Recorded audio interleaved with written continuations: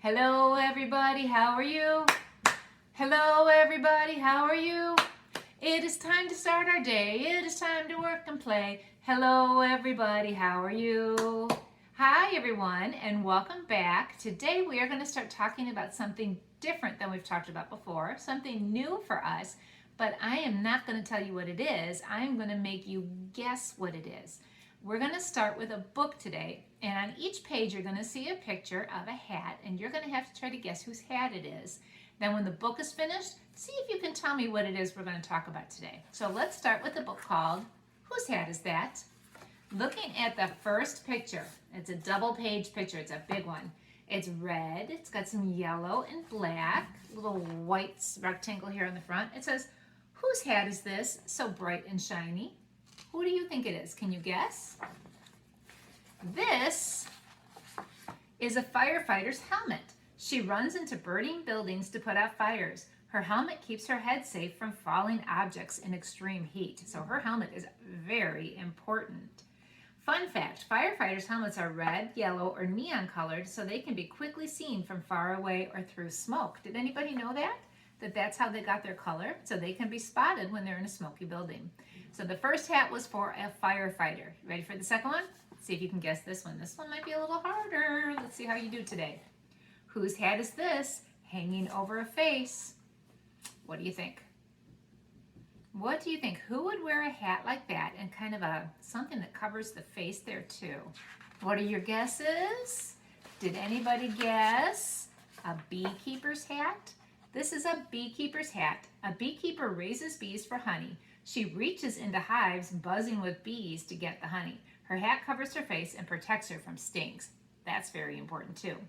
Fun fact, beekeepers also wear coveralls and long gloves to protect the rest of their bodies from bee stings. Okay. Is that even a hat? It says, whose hat is this so tall and clean? Now think, who wears a tall, clean, white hat? What job do you know where they would wear that? This is a chef's hat. His hat is also called, I don't know if I know how to say that correctly, a toque, maybe? His white hat shows that his kitchen is clean. The chef in charge of a restaurant wears the tallest hat. That's an interesting fact. If you're the boss in the kitchen, you get to have the tallest hat. Fun fact, a chef's hat might have 100 pleats. That's the little folds in the hat. These pleats show that a great chef can cook an egg 100 different ways. Who knew there were 100 ways to cook an egg? I did not. I'll bet you'll get this one. You ready? Whose hat is this with a polished silver badge? Did I hear you say police officer? That's what my guess is. This is a police officer's cap. It is part of her uniform. A police officer's cap helps people find her quickly in a crowd because no one else will be wearing the same cap. So a firefighter's hat protects them and the color of it allows them to be seen from far away or through smoke. A police officer's hat allows us to find them quickly in a crowd if we need to. Fun fact, the badges, emblems, and nameplate on the uniform are part of the insignia that a person in uniform wears. It shows what town the officer works in or what kind of skills that she has. I didn't know that about their badge. Whose hat is this? Let me move my thumb so you can see the whole picture. Whose hat do you think this is? It's round. It's got something coming down on the sides here. Let's see. It's a football player's helmet. When one football player tackles another one, his helmet keeps his head safe if he hits the ground or another player. Very important. Fun fact, some football helmets have linings made of inflatable pads. These pads help the helmet to fit snugly to each player's heads. Well, that makes sense, doesn't it? So it's nice and tight on there. Kind of like you want your bicycle helmet to be nice and snug to protect you. The football players need the same thing. I don't have any guesses, do you? Whose hat is this shining in the night? Do you think that's a clue? Shining in the night. What do you think? I don't even see a hat there. Let's find out. It is an astronaut's helmet. It is part of his spacesuit. Up in space, there is no air. His helmet gives him air to breathe and keeps his body at a steady temperature. Fun fact, it's very cold up in space, so astronauts must wear special suits with their helmets. These suits help the astronauts to stay warm. You might know this one, and you know what? If I remember right, let's see. Yep, it's the same picture from the cover of our book is inside the book. Let's see who we have now. Whose hat is this? So hard and yellow. I think that hard word is a clue. This is a construction worker's hat. Sometimes workers drop pieces of wood or sharp nails while they are working. A construction worker wears a hard hat to protect his head. Fun fact, the original hard hat was made out of canvas, glue, and black paint. Today's hard hats are made out of plastic. Plastic is stronger and more durable, so it will last longer and protect them better. Whose hat is this, so warm and snug? Who do you think? This is your hat. When it's cold outside, it keeps your head warm. When it snows, it keeps your head dry. Fun fact, hats can be made from yarn, fleece, wool, cotton, or leather. Some winter hats even have flaps to cover your ears. We aren't quite to a winter hat time yet, but it's starting to get there. We haven't had a chance to make a snowman yet, but it's coming. We will. So, you helped me solve all those mysteries inside the book. You told me everybody's hat. What do you think we're talking about today? Let's see, we saw a firefighter, we saw a construction worker, we saw a football player, we saw a police officer. We're talking about people's jobs today. We're talking about what's called community helpers. So what does that mean? What is community? Let's start with that. What is community? Your community is where you live. It's your neighborhood. See the neighborhood that I have on my shirt today? Our communities are our neighborhoods. It's our neighborhood that we live in where our homes are. It's our town or our city. It's all the things around us where we live. So a community helper would be people who do jobs in our community to help us. I've got some up here. Let's take a look and see. These aren't just a few of them. There's many, many more, but these are just some that we're going to take a look at. The first one is a farmer. Farmers are so important and so helpful. They grow the food that we eat. A doctor, of course, a doctor takes care of us and helps us when we're sick. A construction worker, we wouldn't have homes, we wouldn't have buildings to go into, we wouldn't have many things if construction workers weren't helping us by doing their job. A sanitation worker, garbage man and woman, very important job. Imagine if our garbage never left our homes. How high would your garbage pile be if it didn't leave your home and get taken to the dump? Garbage men and women are very important helpers. A firefighter, very, very important. And the next 2 days, we're going to come back and talk about firefighters and farmers a little bit more. Let's see, down here, a nurse. Nurses are so important. Doctors couldn't do their jobs without them. We wouldn't be healthy without them. Nurses are very important. Librarians. Librarians are wonderful community helpers. They show us and teach us about what books there are for us that we'll find interesting. They teach us games. They talk to us. They do all kinds of important jobs. Mechanic. I know that I need a mechanic to keep my car running healthy and safe. So I appreciate the mechanics. Mail carriers. They bring us our mail every day. And finally, police officers are on there as well. Another very important community helper that's there to help keep us safe. So that's what we're going to talk about for the next few days. Today we're going to talk about just the idea of community helper. Then tomorrow we'll come back and talk about farmers, and the next day we'll talk about firefighters. So now that you know what a community helper is, let's think about it for a minute. How can you be a community helper? You can't bring people their mail. You can't go fight fires. You can't get in a police car and go help them. You can't, what else can't we do? You probably can't fix a car just yet like a mechanic can. So we can't be that kind of community helper, but you can still be a helper in your community. You can start in your own house. Your family members are part of your community. Let's think, how can you be a helper in your house? What can you do to help your mom and dad? What would be something? Think about that for a second. What is something you could do? Could you, I'm hearing great ideas, could you pick up your toys? That would be a helper, wouldn't it? Could you maybe sweep the kitchen floor sometime for mom or dad? Or run the vacuum if you're tall enough to do that, if you can help them with the vacuum. How about wiping down the kitchen table after dinner? taking your dishes to the sink. Those are all ways you can be a helper in the house, and that is being a community helper. A way that you can help outside of your house is by taking care of the places outside your house. Don't put garbage on the ground that will get in somebody else's way and will make things dirty. Clean up after yourself outside too. You can be a helper in your neighborhood. Maybe you could bring your neighbor's garbage cans up for them after the next garbage day. That's one way. Those are some things you can do. Something else that you guys can do, you can thank some of our community helpers. You know what? I know that the fire department, the police department, your mail carrier, the librarians who might be a little lonely right now, they would love a picture from you. If you were to draw a picture, maybe tuck it into your mailbox and stick it in there for the mailman to find as a surprise tomorrow, wouldn't that be wonderful? You would make that community helper feel so special and so happy inside. And you could do that for any community helper that you can think of.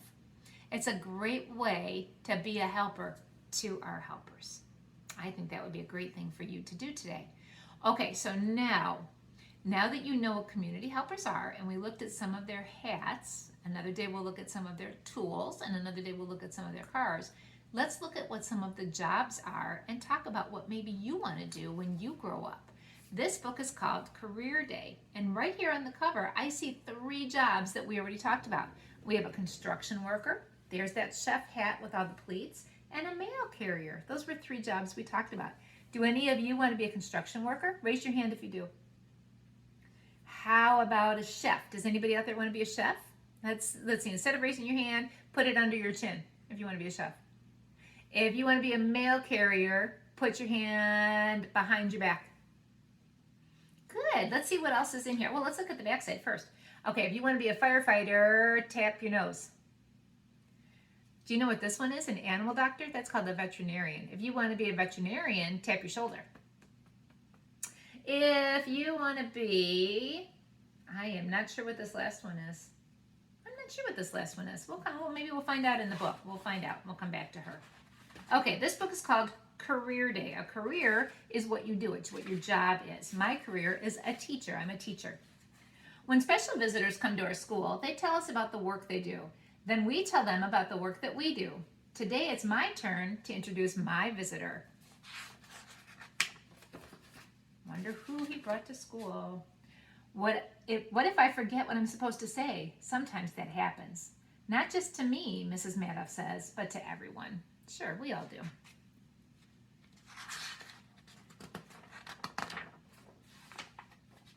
I think I am missing a page. 1 second, guys. There we go. Here he is, right on time. This is my dad, I say. He drives a big bulldozer. Wouldn't that be cool? He's helping build our new library. Good morning, Mr. Lopez, everyone says. Good morning, boys and girls, my dad says. So he's a construction worker, and he gets to drive the big bulldozer. Ooh, that would be fun. Next, we meet Charlie's visitor. His mother is a judge who works in a courtroom and wears a long black robe. If there's too much noise, she pounds her gavel and says, "Order in the court." Then everyone has to be quiet. That might be kind of fun. Everybody has to listen to you. That would be kind of fun.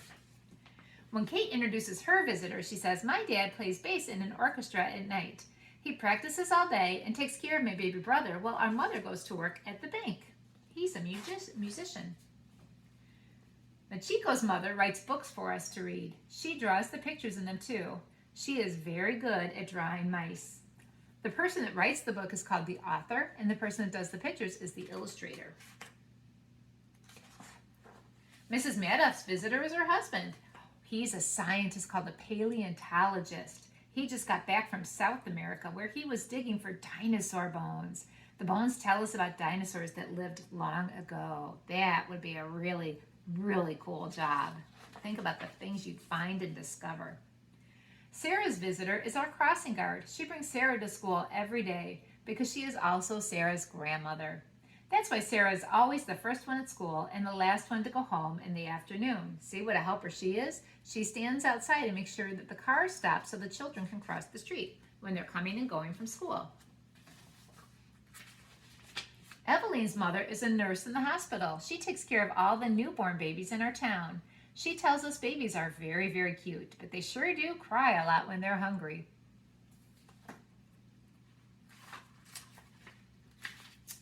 Jessica's mother takes care of animals. She's a veterinarian, the kind of doctor who makes sick animals better. So there's all kinds of different doctors. There's doctors for people, there's doctors for animals, there's doctors for our teeth. Those are called dentists. Sam's visitor drives the sanitation truck that carries our garbage to the big town dump. Kate and Eveline and I wave to him just as we always do whenever he comes down our street. Hey kids, remember to recycle, Sam's father says. Evan's father wears a leather apron that holds the tools he uses all the time. He shows us how to hammer a nail. His father, I believe, is a carpenter. He can create things out of wood. He can build things. When it's time for Nicholas to introduce his visitor, he says, I'll bet you've all bought groceries at the Friendly Farm Market. Guess what? My father is a manager at the store. Today is Mr. Sisko's turn to introduce his special visitor. He says, good morning, everyone. I'd like you to meet Professor Elkhorn. He's my teacher at college. Hey, I never knew that grown-ups had teachers too. You bet we do. Grown-ups sure have interesting work to do, and so do we. I wonder what I'll be when I grow up. So I want to leave you guys with that thought. What do you want to be when you grow up? What career do you want? What job do you want? I was lucky enough to know all my life that I've wanted to be a teacher, and I got to grow up and become a teacher. So one of the things I'm going to leave you with to do today is to draw a picture in your journal of what you want to be when you grow up. I'd like to share my picture with you now. Can I show you what I drew? This is a picture of me being a teacher at circle time. You see my picture? That's me sitting in the chair, and there's some children sitting on the carpet by me, and we're looking at the calendar, and the ABCs are up there too. So that's what I've always wanted to be. So that's a picture of what I wanted to be when I grew up. Now you can get your journals out and you can draw a picture. And then after you've drawn your picture, tell your big brother, your big sister, your grown-up, tell them about your picture and let them write the words about what you have drawn on your paper. All right? That would be a lot of fun to share with us sometime too. Another thing you can do is you can go play community helpers. You can go build roads. You can take blocks. If you have newspaper, you can roll it up and make roads, tinfoil roads. You can be a construction worker, a highway worker that way.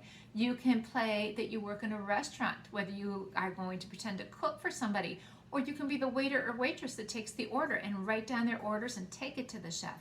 What else? What are other community helpers? Let's see. You can pretend that you're a farmer. Pretend that you're growing food, taking care of the animals, taking care of the fields. You can pretend that you're a doctor. You can listen to somebody's heartbeat, take care of one of your dolls. We talked about construction worker. You can help mom or dad take the garbage out and be a garbage person. You can be a firefighter. And like I said, we'll talk more about that on Friday. You can be a nurse helping the doctor. Wouldn't it be fun to pretend to be a librarian? You could get all your stuffed animals, set them up in a row, and you can get out a book and you can read to them, and you can be the librarian. You can be a mechanic. What can you fix? Is one of your toy cars needing to be repaired? Take a look inside. Pretend to fix it. You can be a mail carrier. Like I said, go make a picture for your mail carrier or for somebody else, and then you can go out and put that into your mailbox for them to discover tomorrow. Wouldn't that be a fun discovery for them? Or you can pretend that you're a police officer and you are helping people. Go pretend. Go draw in your journal and pretend, and have a great day. And tomorrow we'll meet back here and we will talk more about farmers. Goodbye, everybody.